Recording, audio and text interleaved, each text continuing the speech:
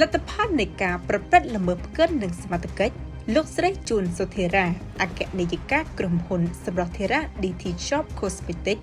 ត្រូវបានកម្លាំងនគរបាលចាប់ខ្លួនហើយចៅក្រមបញ្ជាឲ្យដាក់ពន្ធនាគារដល់អាសន្ន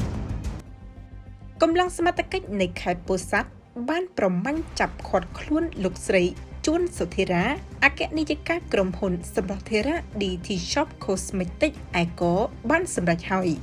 ធ្វើឡើងតាមដីកាតុលាការខេត្តពោធិ៍សាត់កាលពីថ្ងៃទី13ខែមីនាឆ្នាំ2025ក្នុងបទល្មើសកែច្នៃផលិតគ្រឿងសម្អាងคล้ายៗគ្មានបទកថាបច្ចេកទេសគ្មានលិខិតបទកថាគតិយុត្តត្រឹមត្រូវគឺចាប់ខ្លួននៅក្នុងទឹកដីខេត្តកោះកុងហើយបញ្ជូនមកខេត្តពោធិ៍សាត់ជាទឹកដីម្ចាស់ករណីក្រោយសាកសួរអស់ជាច្រើនម៉ោងចៅក្រមនៃសាលាដំបងខេត្តពោធិ៍សាត់ក៏សម្រេចបញ្ជូនលោកស្រីជួនសុធិរាទៅដាក់ឃុំក្នុងពន្ធនាគារជាបណ្ដោះអាសន្ននាថ្ងៃទី14ខែមីនាឆ្នាំ2025ការចាប់ឃាត់ខ្លួននេះទទួលបានការសាទរពីសំណាក់មហាជនយ៉ាងខ្លាំងចំពោះចំណាត់ការមិនដកដៃរបស់សមត្ថកិច្ចខេត្តពោធិ៍សាត់ក្នុងនោះមានមន្ត្រីនគរបាលប្រឆាំងបទល្មើសសេដ្ឋកិច្ចនិងតុលាការដោយគិតគូរពីផលប៉ះពាល់និងគ្រោះថ្នាក់ដល់ប្រជាពលរដ្ឋអ្នកប្រើប្រាស់ជាធំហើយនេះចាត់ទុកជាសារផ្ញើជូនទៅអ្នកលក់ផលិតផលផ្សេងទៀតដែលជជែកកែច្នៃខ្លួនឯងនាំឲ្យប៉ះពាល់ធ្ងន់ធ្ងរដល់សុខភាពអ្នកប្រើប្រាស់គួរបញ្ជាក់ថាថ្មីនេះក្រុមហ៊ុនសម្រស់ធិរា DT Shop Cosmetics ឯកមានអ្នកស្រីជួនសុធិរាជាអគ្គនាយិកាបានប្តឹងសារព័ត៌មាន Cambodia Express News និងអង្គភាពសារព័ត៌មានមួយចំនួនទៀតប្រមាណ 4 ទៅ 5 អង្គភាពទៅក្រសួងព័ត៌មានឲ្យជួយអន្តរាគមន៍លើក្រមសីលធម៌វិជ្ជាជីវៈនិងភាពស្របច្បាប់របស់ខ្លួនពលគឺក្រុមហ៊ុនសម្រស់ធិរាបានអះអាងថាអង្គភាពសារព័ត៌មានផ្សាយព័ត៌មានមិនពិតធ្វើឲ្យប៉ះពាល់ដល់កិត្តិយសសេចក្តីថ្លៃថ្នូររបស់ក្រុមហ៊ុនខ្លួនហើយថាក្រុមហ៊ុនខ្លួនមានច្បាប់ពេញលេញត្រឹមត្រូវដូច្នេះត្រូវចូលដោះស្រាយគ្នានៅក្រសួងព័ត៌មានថ្ងៃទី27ខែកុម្ភៈឆ្នាំ2025ប៉ុន្តែត្រូវបានក្រុមហ៊ុនជូនដំណឹងមកវិញថាសូមលើកពេលទៅវិញហើយស្រាប់តែជួនគ្នានឹងពេលនោះសមត្ថកិច្ចផ្ដល់ព័ត៌មានមក CNN ថានៅថ្ងៃទី27ខែកុម្ភៈឆ្នាំ2025សមត្ថកិច្ចកំពុងត្រៀមជើងការសម្ងាត់តាមប្រមាញ់ចាប់ខ្លួនលោកស្រីជួនសុធិរារូបនេះប៉ុន្តែចាប់មិនបានហើយស្រាប់តែមកដល់ថ្ងៃទី7ខែមីនាឆ្នាំ2025មានន័យថាជាងមួយសប្តាហ៍ក្រោយមកទៀតក្រសួងព័ត៌មានបានកោះអញ្ជើញសារព័ត៌មាន CNN និងអង្គភាពសារព័ត៌មានមួយចំនួនទៀតឲ្យចូលរួមពិភាក្សាអំពីក្រមសីលធម៌វិជ្ជាជីវៈហើយពេលនោះលោកស្រីជួនសុធិរាមិនបានចូលខ្លួនមកពិភាក្សានោះទេដោយផ្ដល់ឲ្យមេធាវីតំណាងដោយអាណត្តិរបស់លោកស្រីមកពិភាក្សាជំនួសហើយបានជជែកការពារលោកស្រីរូបនេះថាក្រុមហ៊ុនសម្រស់ធិរាមិនមានលក្ខណៈខុសច្បាប់ខុសបទកថាបច្ចេកទេសនោះទេ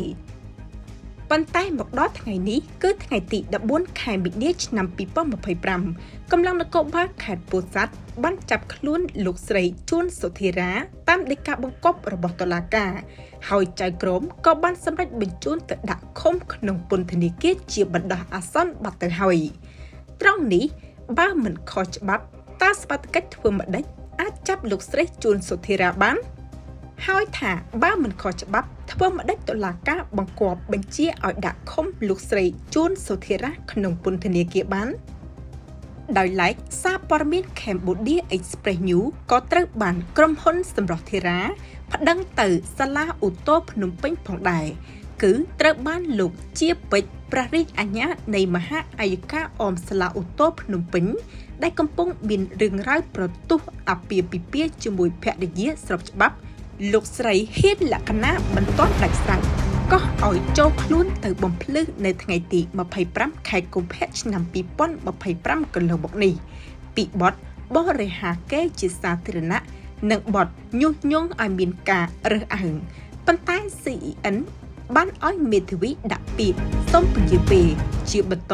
មកទៀត ព្រះរាជអាជ្ញាជាពេជ្រដដែលបានកោះហៅ CN ឲ្យចូលខ្លួនទៅកាន់សាលាឧទ្ធរភ្នំពេញនៅថ្ងៃទី17ខែមីនាឆ្នាំ2025ឆ្លើយបំភ្លឺករណីបណ្ដឹងរបស់លោកស្រីជួនសុធារាពីបទបរិហាកេរ្តិ៍ជាសាធារណៈនិងបទញុះញង់ឲ្យមានការរើសអើងត្រង់នេះ CN សូមសួរថាតើបរិហាកេរ្តិ៍សាធារណៈយ៉ាងម៉េចទៅតើញុះញង់ឲ្យមានការរើសអើងយ៉ាងម៉េចទៅបើលោកស្រីជួនសុធារាត្រូវកម្លាំងនគរបាលខេត្តពោធិ៍សាត់ចាប់ខ្លួនពីបទ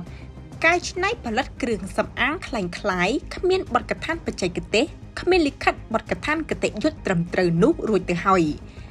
ចៅក្រមសាលាដំបងខេត្តពោធិ៍សាត់ក៏បានចេញដីកាបង្គាប់បញ្ជាឲ្យកម្លាំងសមត្ថកិច្ចសាធារណៈឃុំខ្លួនដាក់ពន្ធនាគារខេត្តពោធិ៍សាត់រួចទៅហើយផងដែរ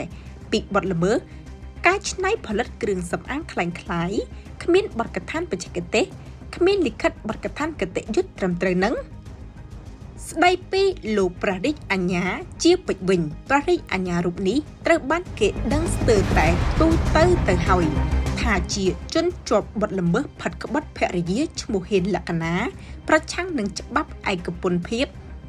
មានសារក្រមស្ថាពររបស់តុលាការទៀតផងព្រះរាជអាជ្ញាជាពេជ្រត្រូវបានភរិយាស្របច្បាប់អ្នកស្រីហ៊ានលក្ខណាចោទថាផិតក្បត់ភរិយាប្រើអំពើហិង្សាលើភរិយាក៏ដូចជាការកេងប្រវ័ញ្ចទ្រព្យសម្បត្តិភរិយានិងមានរឿងរ៉ាវអាស្រូវច្រើនណាស់ពាក់ព័ន្ធនឹងទង្វើអង្គុយលើច្បាប់ជន់ឈ្លីច្បាប់ឯកសារនៅលើតុ CEN មានកម្រាស់កន្លះម៉ែត្រទៅហើយដូច្នេះសូមឧត្តមក្រុមប្រឹក្សានៃអង្គចៅក្រមក្រសួងយុតិធម៌មេត្តាជួយពិនិត្យចាត់ការលើសំណុំរឿងភរិយាស្របច្បាប់របស់លោកព្រះរាជអាជ្ញាជាពេជ្ររូបនេះផងគឺអ្នកស្រីហ៊ានលក្ខណាកំពុងរងនឹងទង្វើធ្វើបាបស្ទើរឈួតស្ទើរជាស្ទើរស្លាប់ពីសំណាក់លោកព្រះរាជអាជ្ញាជាពេជ្ររីឯការប្តឹងសារព័ត៌មាន Cambodia Express News ទៅសាលាឧទ្ធរភ្នំពេញទៀតសោតស្រាប់តែលេចចេញត្រដែតឡើងដោយមិនដឹងខ្លួនតែម្ដងព្រោះថា CEN ពុំធ្លាប់ទទួលបណ្ដឹងរបស់អ្នកស្រីជួនសុធារាអគ្គនាយិកាក្រុមហ៊ុនសម្រស់ធារា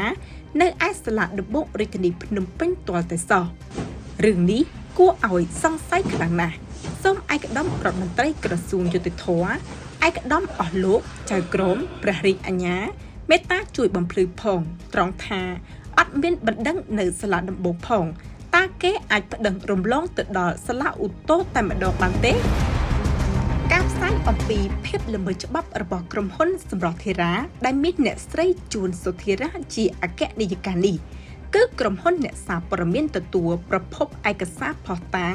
និងរបាយការណ៍របស់សមត្ថកិច្ចពាក់ព័ន្ធមួយចំនួនថាគ្មានលិខិតបទកថាគតិយុត្តត្រឹមត្រូវគ្មានបទកថាបច្ចេកទេសច្បាស់លាស់កែច្នៃคล้ายៗលាយលេខម្សៅកោសដោយដៃនិងម៉ាស៊ីនកិនទឹកក្រឡុកក្រុមហ៊ុនមិនមានការលើកផ្លាកយីហោប៉ុន្តែក្រុមហ៊ុនសម្រស់ធារានេះមិនចោះញោមនឹងច្បាប់ឬសមត្ថកិច្ចនោះទេត្បិតសមត្ថកិច្ចបានធ្វើការចាប់ខ្លួននិងឆែកឆេរកសាងឯកសារលើសកម្មភាពល្មើសច្បាប់របស់ក្រុមហ៊ុននេះជាច្រើនលើកច្រើនសាររួចមកហើយក៏ដោយ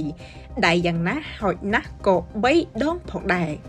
គឺលើកទី1នៅខេត្តស្វាយរៀងនៅថ្ងៃទី18ខែតុលាឆ្នាំ2023មានកំណត់ហេតុរបស់សមត្ថកិច្ចអមជាមួយដីការបស់សាលាដំបងខេត្តស្វាយរៀងលើកទី2ថ្ងៃទី17ខែកក្កដាឆ្នាំ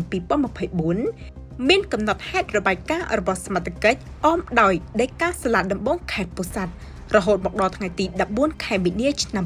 2025នេះកម្លាំងនគរបាលខេត្តពោធិ៍សាត់បានចាប់ខ្លួនលោកស្រីជួនសុធារាតាមដីកាបង្គាប់របស់សាលាដំបងខេត្តពោធិ៍សាត់និងបានបញ្ជូនទៅដាក់ពន្ធនាគារតែម្ដង។